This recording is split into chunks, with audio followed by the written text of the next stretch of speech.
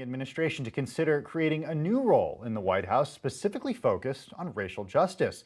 Bloomberg Quicktake reporter Jennifer Zabasajja is here with more. Jen? Yeah, Tim, that suggestion was made in a meeting between civil rights leaders and the president-elect and vice president-elect Tuesday. Derrick Johnson, president and CEO of the NAACP, he was key in that meeting coming together, and we're really happy to welcome him now to Quicktake. Derrick, thank you so much for being here. Thank you for the opportunity. So I want to talk to you first about this meeting that you had on Tuesday. Why did you determine that it was essential for the administration to have a role specifically focused on racial equity? Well, we were looking at what will corporations do in this economy. And some of the most successful corporations, we have seen a trend of diversity and inclusion officers being added to the C-suite, reporting to president and CEOs out of the respect and understanding of their diverse customer base. And with the federal government, you have a very similar scenario. How do we put someone as a senior advisor to the president, positioned with a portfolio to carry out what he has already identified as one of his pillar priorities, which is racial equity? We think it's good to move our nation into the future. It would lean into the creativity and the diversity of who we are as Americans. It would allow us to begin to participate at levels in which we can add value to the economy because you have a stronger workforce as a result of that. And we can break through some of the divisiveness and tribalism we've seen built up over the last 4 years. Yeah, and I mean, you put on the NAACP website that this role, you would call it the National Advisor on Racial Justice, Equity, and Advancement. So I wonder how much you talked to the transition team about how you envision how this person and this team would operate in the administration once they take office. Well, we shared with them what we've seen in corporations and how this could be of value to this administration. That if the priority is across the entirety of the administration, someone should own the portfolio to advise the president so that all of the cabinet members in the executive branch as a whole really understand the priority that's been placed here. This is very similar to what has just been created in terms of climate. With the appointment of former Senator John Kerry. And if that is a priority equal to this racial equity as a priority, it would allow for us as citizens to really appreciate the diverse nation that we are in. And did the team seem receptive to this idea? It was an open dialogue. It's an ongoing communication. It's the first time they had heard it. And I look forward to ongoing conversations with the administration. Yeah, and I wonder, do you have someone in mind for that position? Would it be yourself? Oh, absolutely not. You know, one of the things I wanted to make sure we did when we walked into that meeting is focus on policy, focus on priorities, not people. If we get the right priorities in order, and we understand the policies that we need to address or tackle, the right people would appear just out of conversation because you have so many good people who are well qualified, competent, and able to maneuver for this current administration.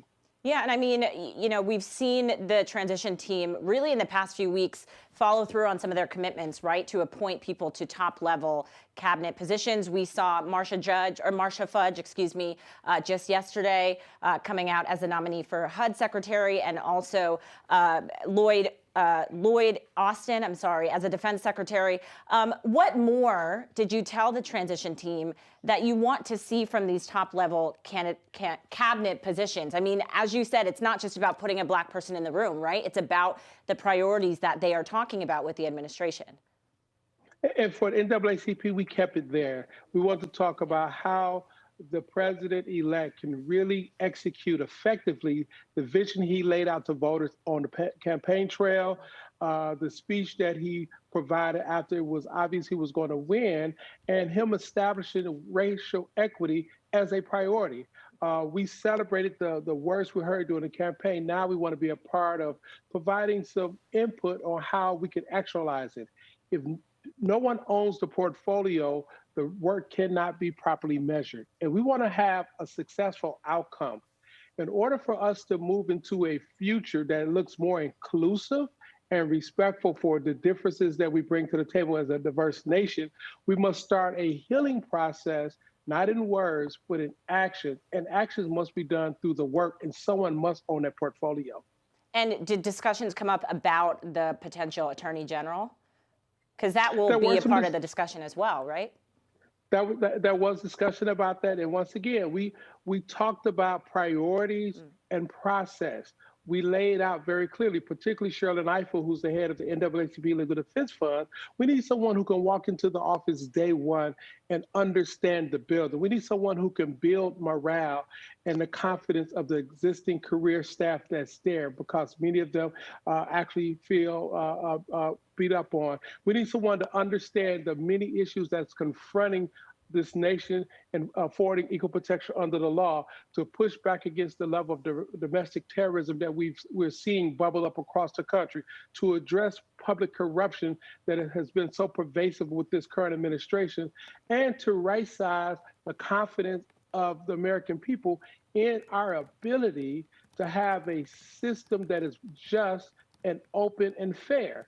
Some of that has eroded over the last 4 years. So we need someone who can walk in day one and restore those things. Do you see that potentially based on the short list of potential Biden attorney generals?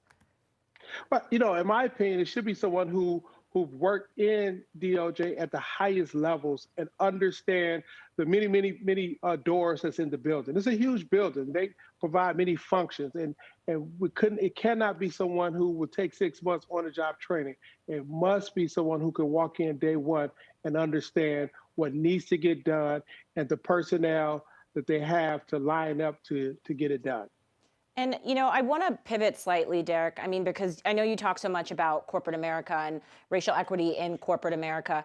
And we have seen corporate America sort of respond to the calls from consumers to address this. But, we're seeing this at the highest level today. Mellody Hobson was named as she will be a co-chair of the Starbucks board. But what's your message to corporate America to not just address diversity at the highest ranks, but also to push for racial equity and racial equity amongst everyone?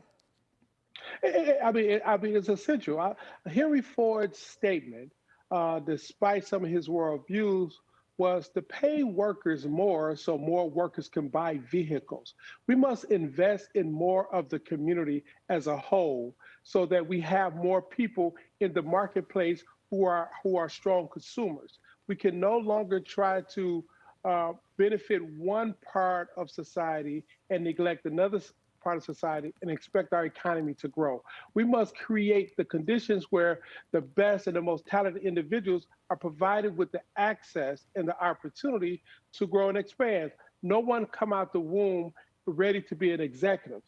People go through corporate realities where they have mentorships, which leads to sponsorships, which leads to executive positions, which actually leads to managing portfolios and serving on boards.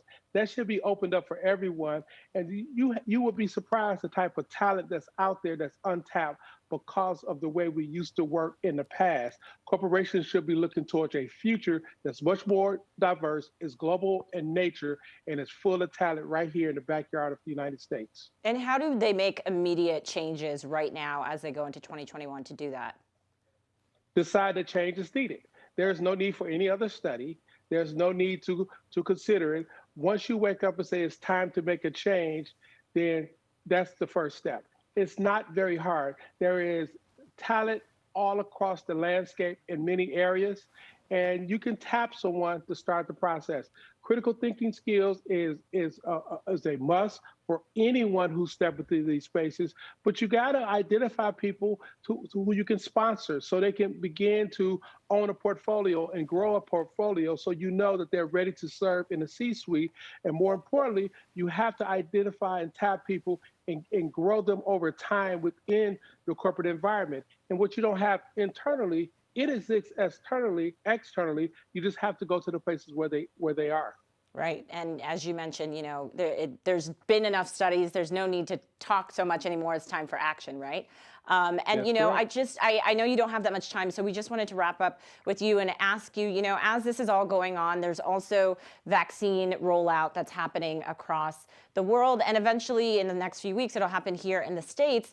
But your organization and the COVID Collaborative found that minorities are still somewhat hesitant to take a vaccine. What more do leaders need to do to lessen the concerns of Black and Latinx communities about the vaccine? But I don't think you're going to lessen their concerns overnight because we do live in this reality of past medical experiments that were intentionally misleading against the need to have more diversity in clinical trials. And so for NAACP, we will be hosting a teletown hall meeting next week to talk about the tension between the two of those realities, bringing to bear experts in the field to answer any questions and talk it through, because we must get this a global pandemic under control while at the same time answer as many questions as possible so people can feel comfortable with participating in the vaccine. I think it's really important that we all watch what happens in the UK. We are happy that they have launched it, which we should be first, but we're not. But we can watch to see, are there going to be any side effects? What will be the impact of the massive vaccinations that they're doing? And how fast can they turn around the contraction of COVID? We should be watching that closely as a country, but also as a community. Absolutely. Well, I think we're going to leave it there. Derrick Johnson, President and CEO of the NAACP, thank you so much for your time this afternoon. Please come back to Quick Take. You always have a spot here with us. Thanks so much for watching Bloomberg Quick Take News, where we bring you the biggest stories the moment they happen from around the world. Don't forget to click the video if you want to see more of our latest coverage, and subscribe to Bloomberg Quick Take News to get insight in an instant.